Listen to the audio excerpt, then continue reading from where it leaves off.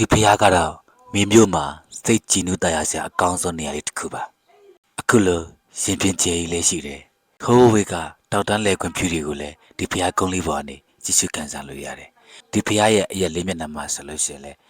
စိတ်စုံအုပ်ဆိုင်နေတဲ့တပင်တတော်တွေကဝိုင်းရန်ကာယံထားတယ်ဒီဖရားကတော့မင်းမျိုးရဲ့ကတုကန္တာဖရားလို့လည်းခေါ်တယ်ပြီးချက်ဖရားလို့ခေါ်ပါတယ်ဒီဖရားလေးကိုအားလုံးပဲနှစ်သက်ကူခါတမရမှာဖူးမြော်ကြည့်ညူလို့ရအောင်ကျွန်တော်ပန်တီတစ်ဆက်ပေးလိုက်ပါတယ်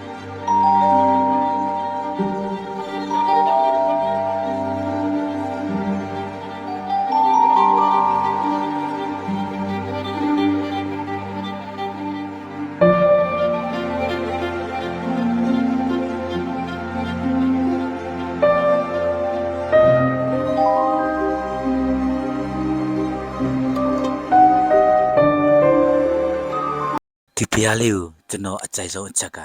ဖရားလက်ဖူးလို့ရတယ်လို့ဒီဖရားရင်ပြင်ရနေလေဟိုးဝေကတောင်တန်းနဲ့လဲခွင့်ဖြူတွေကိုကြည့်ရှုခန်းစားလို့ရပါတယ်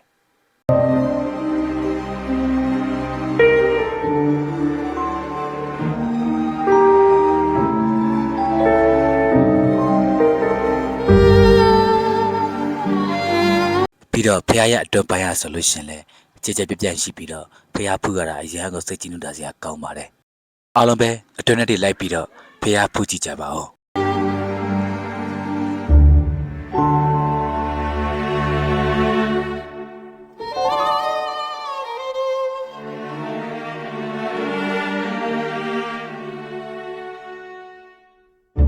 ဖရားဖူးပြီးတော့ပြန်ထွက်လာလို့ရှင်မြင်ရတဲ့အပြင်ဘက်က